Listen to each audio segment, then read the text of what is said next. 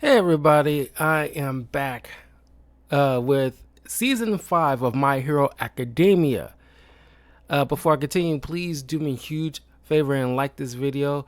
Leave a comment below and follow me in the links in the description below, such as my YouTube channel, my Patreon, and Twitch, if you want to further support the channel. Now, this season is definitely the season of power-ups, or at least just everybody, almost everybody getting like a massive upgrade in their capabilities and learning new techniques and skills and some personal growth as well. Now, this has always been like, a thing with certain individuals, progressing from like season 2 into 4, but I think season 5 they was heavy with some character growth from not just the heroes but for the villains as well. We'll get into that in a minute, but we get these little programs. There's another testing program where class 1A go up against B in like in groups of 3 on each side. But we also get the reintroduction of the kid with the brainwashing ability that we saw in the sports festival, who pretty much uh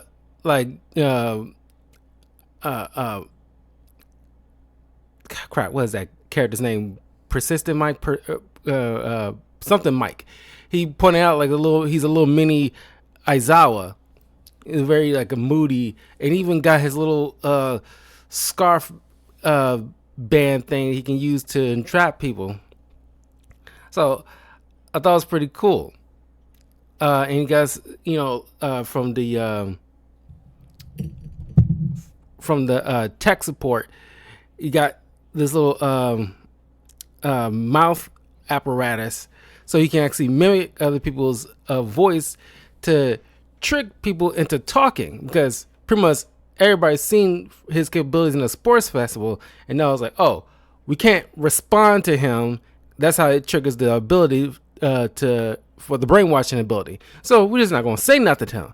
But in order to get somebody to talk to him, it has to be to him. It can't just be like to somebody else, because it won't work that way.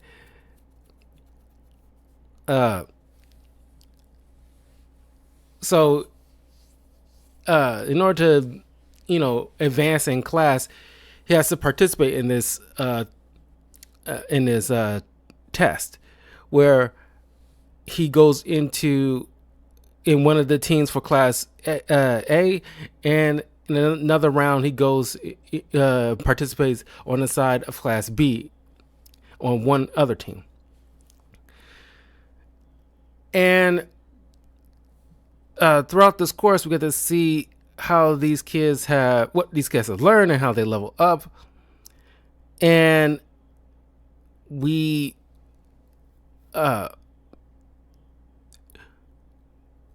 see Midoriya utilize a new skill called Black Whip. I've been waiting for a long time to bring this up, because I've been going through season 2 up until now, but now I can actually talk about it. But Midoriya gets to see other vestiges of the previous users of One for All, and one of them had this bald-headed guy who had this skill called Black Whip, where these blackish green energy strands protrude from his body in order for him to kind of like whip around like Spider-Man or ensnare people. So now Midoriya, has that ability as well. It kind of just unlocked it when he really need to get in close or reach from afar, and this triggered pretty much. But it's unruly.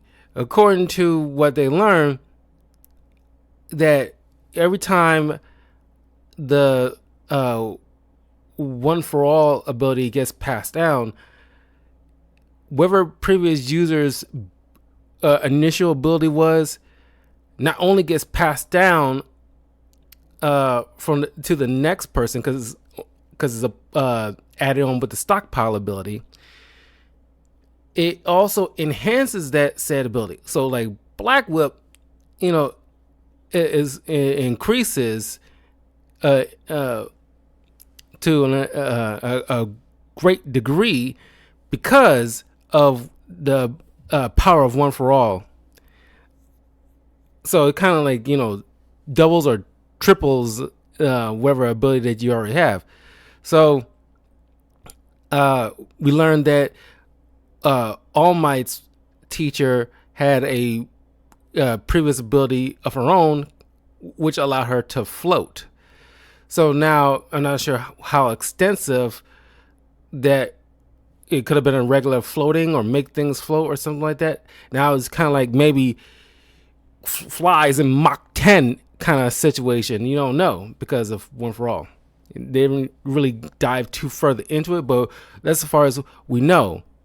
And now that these, vestiges are starting to, at least this one guy is starting to speak with Midoriya, this is kind of unprecedented for All Might because he never had to speak with any previous users of One for All before. And his teacher only saw images and a warning saying the time is almost near or something like that, or the time is coming. She never understood that, but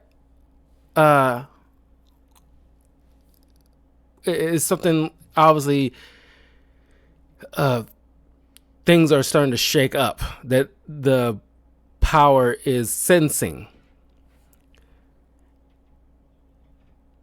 So we are introduced to Hawks, who's now the number 2 hero, since Endeavor is now the number 1 hero. And it kind of had this kind of fun relationship where, Hawks kind of behaves like Dante from Devil May Cry. And Endeavor just doesn't, he's kind of like annoyed, but he kind of tolerates him.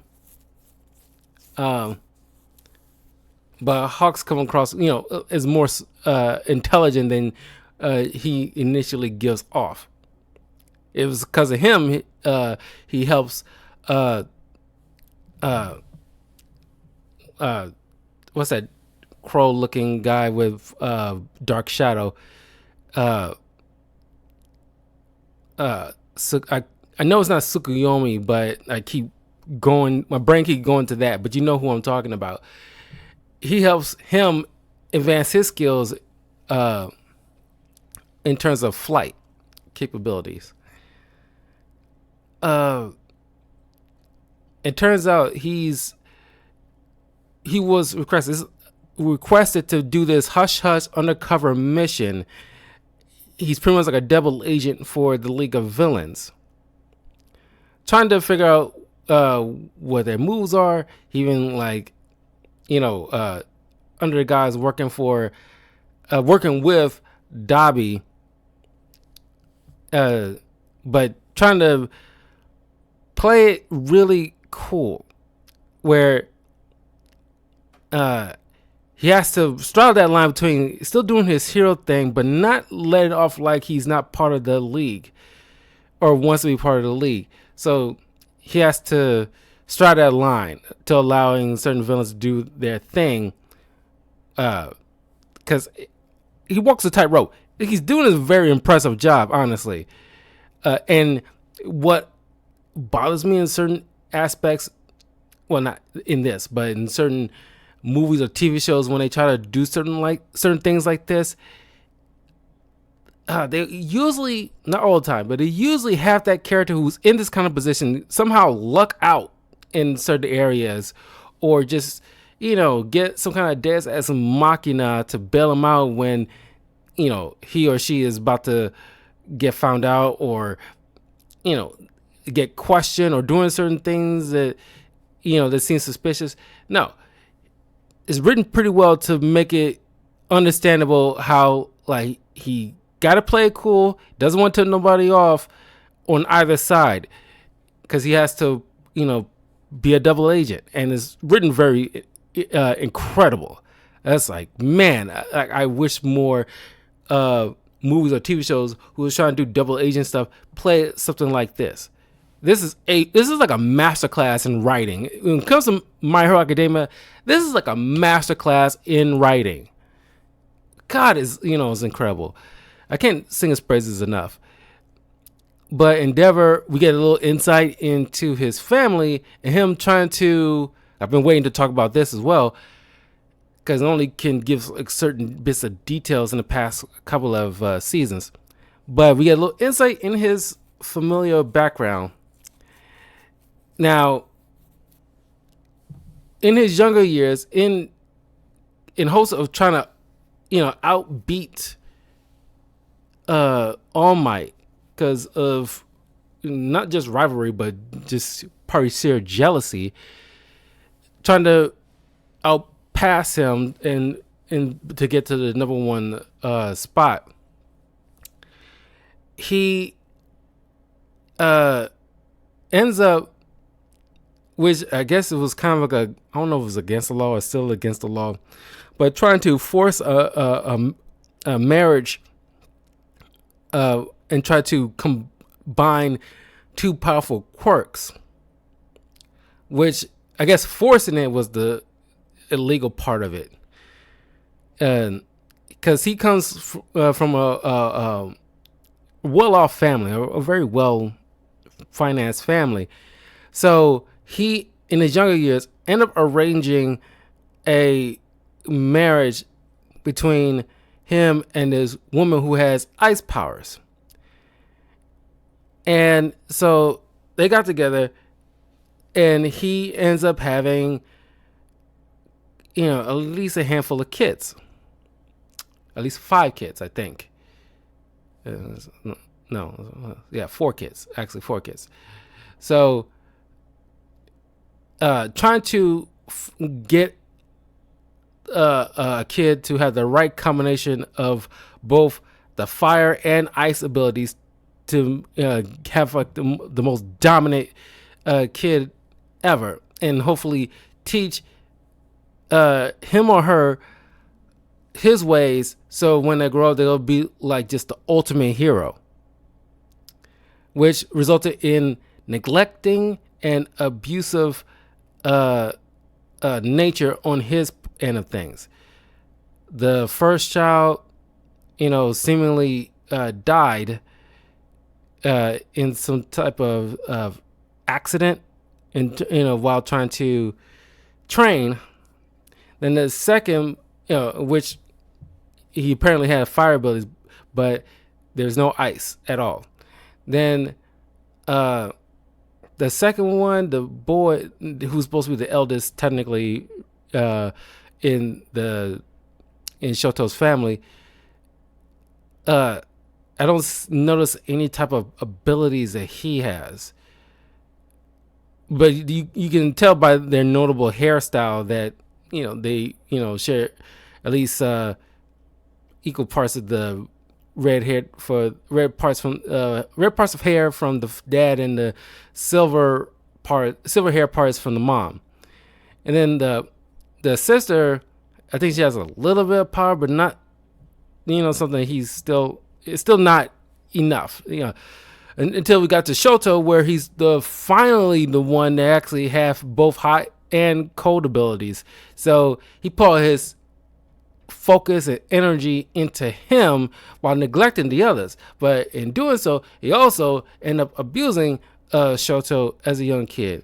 And as a result, because the mom suffered, a level of abuse. Don't know if it was like physical, but definitely like psychological. And so she kind of snapped one day and poured hot boiling water on that's why he, Shoto got that mark on the left side of his face, because she poured boiling water on that side, because it reminded her that he gave that because she looked into Shoto's eyes and all she saw was Endeavor. And so that's why Shoto, when we first met him, had that particular standoffish attitude, and why Endeavor was such a dick, for a good period of time. So, Endeavor now is trying to do some recompense, try to reconcile with his family. The daughter seems eager to give it a chance, but the second born son, F it, I'm not listening to you. Like, then nothing's changed. I don't care. You'd think after the fact that he almost lost his life to that Nomu in the last season, they would at least be. Well, Shoto is more inclined, is in the middle, where he's willing to allow Endeavor to prove himself, but he's not going to be all sunshine and rainbows or open arms or nothing like that. He's not going to make it easy for him. So he gets 3 different points of views. One child is like, willing to give him a chance. The other is like, F off, I'm not giving you any chance at all. And the third one is like, I'm going to wait and see. I'm going to totally shut you off, but like, I'll wait and see, kind of thing. But I don't know, you'll think like the fact that you almost lost your father in this epic fight, for his life on live television, you'll think it's like you've been more inclined to at least, keep that door open. But I've never been in that position before, but it is heartbreaking. And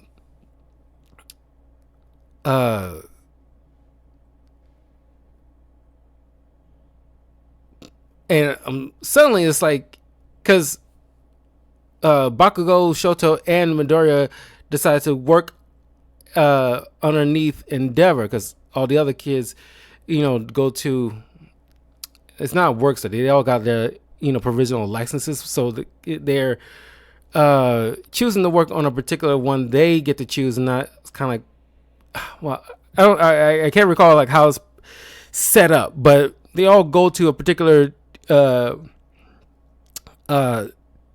hero whose skills or knowledge might be best suited to what they need to improve upon. So we see that, and Endeavor is actually a pretty good teacher. He's telling, despite Midoriya's little rambling, he got it all pretty quick. Like, oh, so you're saying that you need to learn how to manage your quirk abilities evenly without, it backfiring, essentially. Okay, here's what you gotta do, Midoriya. Wait, hold off on trying to learn a new ability until you master what you got going on now. Improve upon that without, worry about any danger. Then when you're set, concentrate on Black Whip. Bakugo, you're pretty good with your powers, but you need to, the way you move around is not too dissimilar to how I move around, but you need to be able to manage it to, and the same thing with Shoto, be able to shrink it a bit so that way you can maneuver easily. Because when it was on patrol, you get to see this dude move, and it's like they was seeming like in their normal clothes, and he always got this earpiece, and so you always know like any danger immediate, so he can just hop on it. So he's like, watch me, and while you're learning under me, you guys need to before this whole thing ends, you need to be able to outpace me. And it's just like without warning. It's like you need to be able to be on the go. And so it's like there's this mid conversation, and then he just zips, and he's just like on it. It's like he's like he's on his day off, and he just like boom, go. And see, trying to catch his guy on this thief on his motorcycle trying to, outrun him, and Hawks just comes in nick of time, but it's all part of his plan as an undercover move because he knows that there is this other organization besides the League of Villains called the Liberation Movement, and there's this big conspiracy going on, and the Liberation Movement seems like a bunch of heroes turning turncoat in a way. It's not like they full on villain, but they're doing villainous acts. But it's a big conspiracy. They're trying to pretty much take over. But we'll get to that in a second. So Hawks is trying to like avoid letting these young up and coming students show too much of their powers, because he's trying to make sure like they seem like weak, so they could be underestimated. So when a time comes when things go down, they could be their backup. They're the backup plan. So the little that the villains know, the better. So it's a smooth move, but while Bakugo and the other two trying to catch up to Endeavor, he was like, it's kind of chilly out. I can't sweat so much to get off my explosions. And Endeavor's like, is that an excuse you're gonna give to a person who died on your watch? It's like, yeah, I mean, like, fair enough. I mean, like, he's very brash, but he's very knowledgeable in how this hero stuff works. The fact that, this kind of job, there's no room for error. You have to be on it. You have to be on top of your game almost at all times. Any setback could be a loss of an innocent life. You cannot screw up in this. And as he points out, it's like, you're in the thick of it now. This is not class. It's not like work studies. None of that stuff. Sure, take what you learned from those classes and implement them.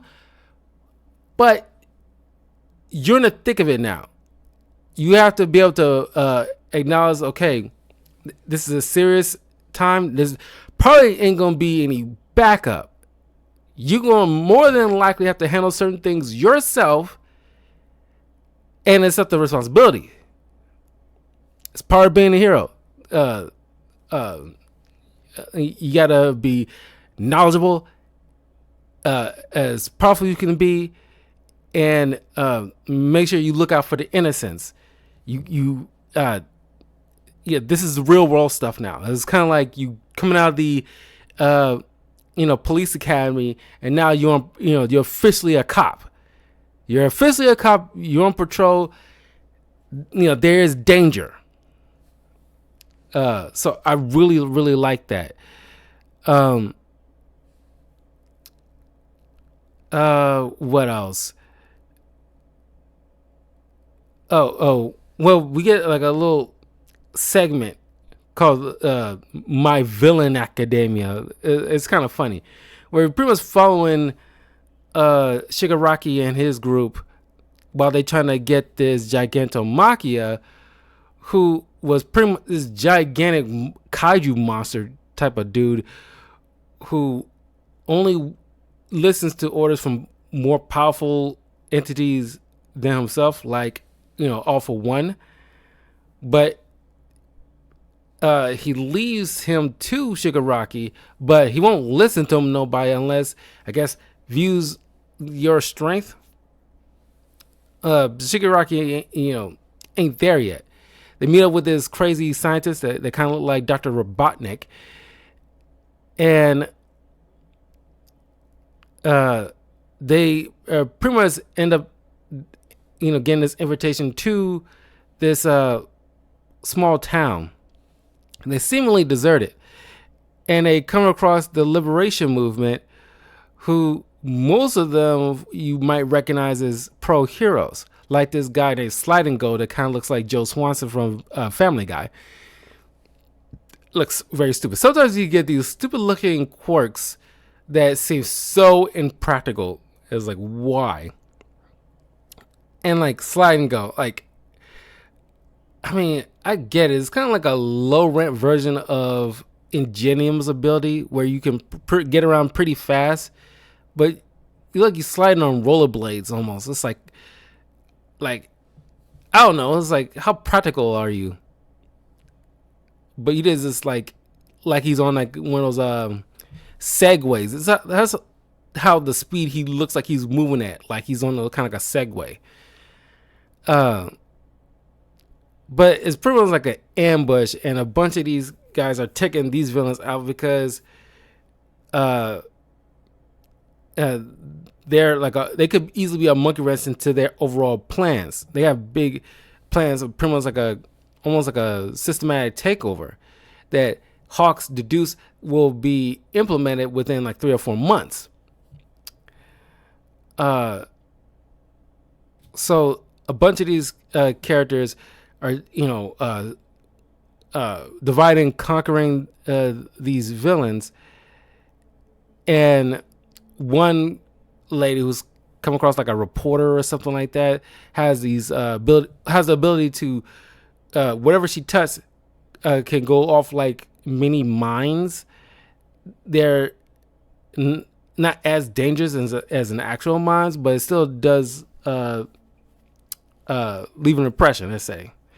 And she goes up against Toga, who is getting lectured by this woman who's trying to, not lecture, but she, answer her questions about her life, what little information she gathered. It was like, and you get to see a flashback of Toga, who, after discovering her abilities, she come across almost like a little vampire, where she's blood obsessed, and her parents kind of like abused her and left her to fend for herself, essentially, because she just wasn't deemed normal by society, and probably really, broken her mind a bit. And but she managed to upgrade her powers by using the last bit of blood she had in her possession to change into Uraka. But previously, she was only able to just look like a person that who blood she ingests. But now, I guess because the danger involved, life or death situation, her powers kind of upgrade to now she can actually utilize the ability of a person she copied. To how much extent, we don't know as of yet.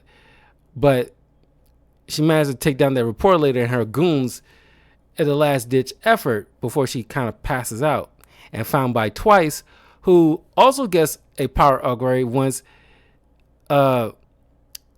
one of the gang leaders of the liberation movement, whose power is based on stress on his body, makes him kind of like big and strong, also like a kaiju. But what's his name? Redestro, who took over the gang from his father Destro, who, get this, was the son of a woman who coined the name Quirks, trying to start this law to stop this kind of prejudice and discrimination against people with special abilities, because she pointed out that her young son has a power, and he's not to be blamed for what he's born with, because it was completely out of his control. In the same way for anybody else with quirks, you can't, it's very X-Men level stuff. But at that time, nobody was listening to her until she ended up getting killed by these people who had prejudice and hate against people with quirks.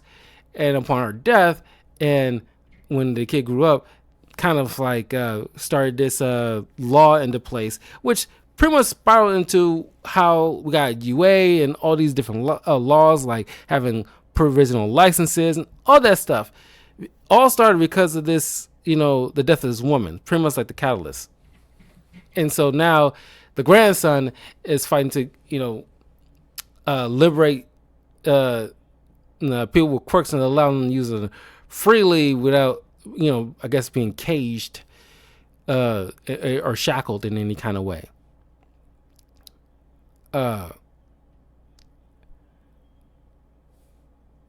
So I was curious of why they didn't just be villains, but I guess they saw themselves more than just common criminals, because a lot of them, like the leader is the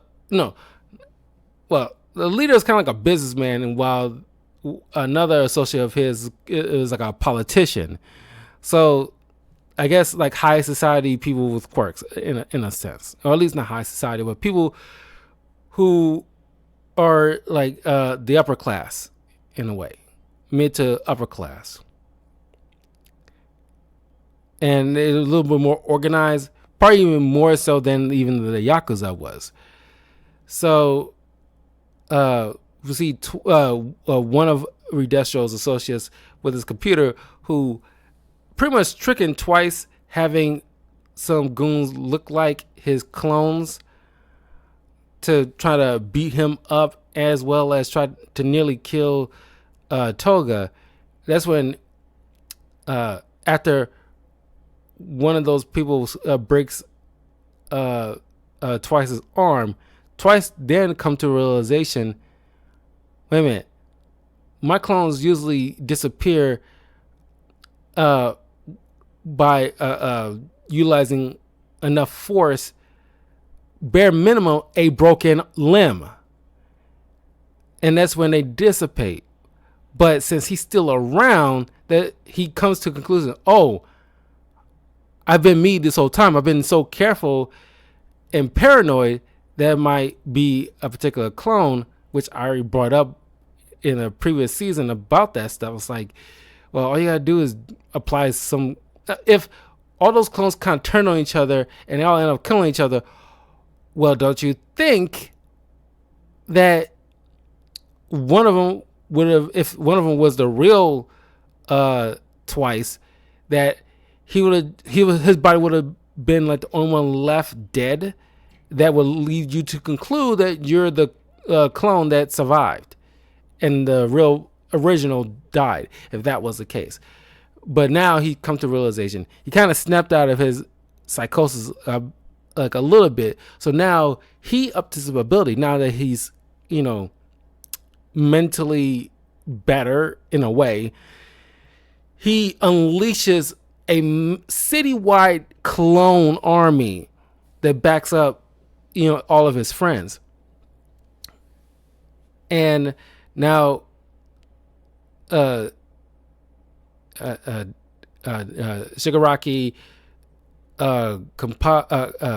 composite compress and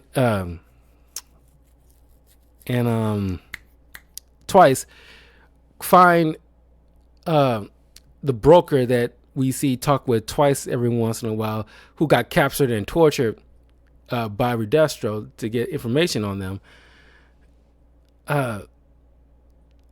They go to rescue him while Shigaraki takes on Redestro, and then we get to see a bit of Shigaraki's origin in this, and then we learn that we already learned about this, but Shigaraki is the grandson of All Might's teacher, and because she didn't even realize this, but she's trying to keep everything on the hush hush about her familial background just to keep her family safe.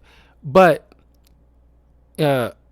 she did hook up with a guy, got pregnant, had a son, and realizing her career could easily put her family in danger, she kind of sent them off in a way, or just not ignore, but kind of had to stay away from afar, or at least watch from afar, because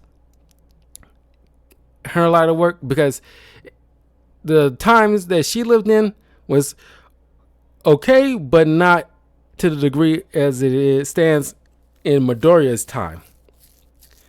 So she still had to deal. I'm pretty sure like the Yakuza was still like flourishing here and there, but still slowly dying at that time. But still, and then villains were still like, you know, you know, running wild, and not sure if All for One was still lurking a bit, but still like, rising. So it was at least enough danger to warn her to try to be concerned about her family's safety and trying to keep them at a distance. But that was like a mistake that she didn't realize, that kicked off a domino effect where her son grew up pretty much resenting her. Feel like he was abandoned by his own mom. He not only resented her, but Heroes by extension. He got married to a woman. They had kids, and one of them being Shigaraki. And Shigaraki displayed abilities which got him vehemently angry, and because he didn't have any, he was born quirkless. So I guess that kind of added to her, to his mother's decision in keeping him away, because like, well, he's quirkless, he can live a normal life, he doesn't have to be mixed up in all this mess. But he still needed the mom. I'm not sure what happened to the dad, but now he kind of just snapped, abused the kid. And then, despite, I think he had a sister. Yeah, he had a sister and his mom who did care for him, but his powers was unwieldy, because he had the power of decay. It was unwieldy. He had no control. When they try to hug him to comfort him, they end up slowly decaying. The dad, saw this, lost his mind, tried to, intervene, do something, but Shigaraki ended up killing him. And that's where those hands come from that he puts around himself, is the hands of his family. And other, adversaries that he wanted to hurt. That's where he was found by All for One, who took it upon himself to be his mentor. And it was pretty much like a sick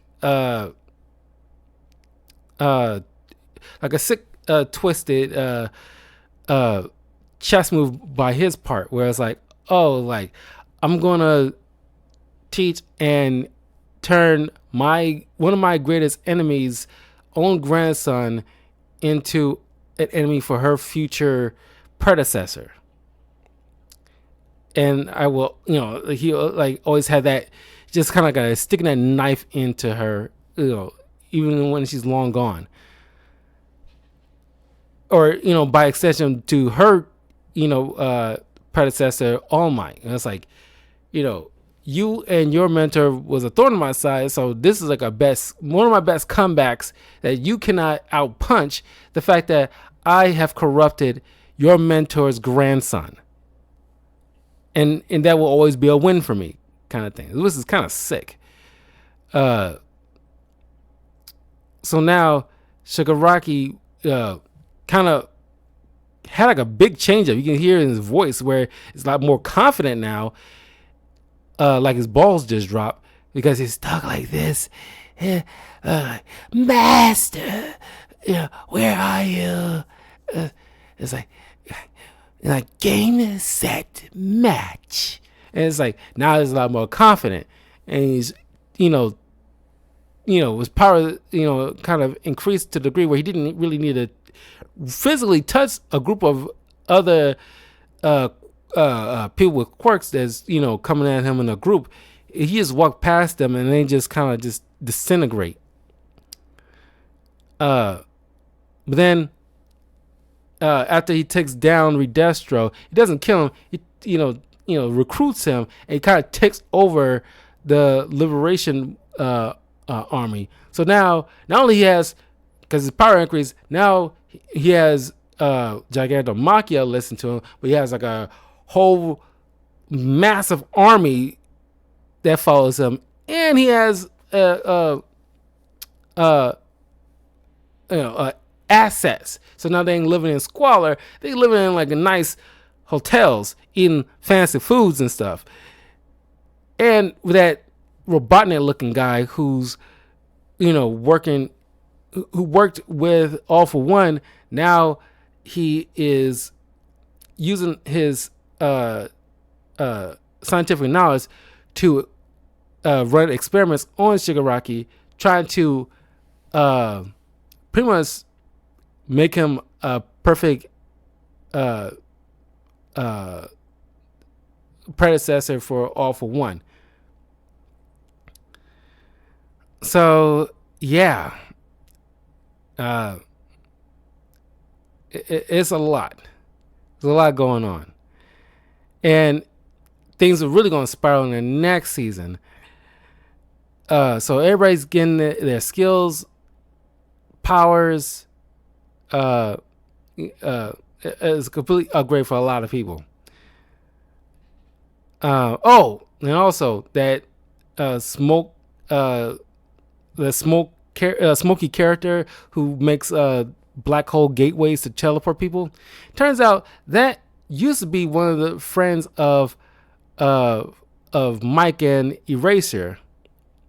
They was childhood friends until he seemingly died in one of their fights against a villain. He seemingly was crushed by rubble, and turns out that this guy, was experimented on and turned into what we see him now.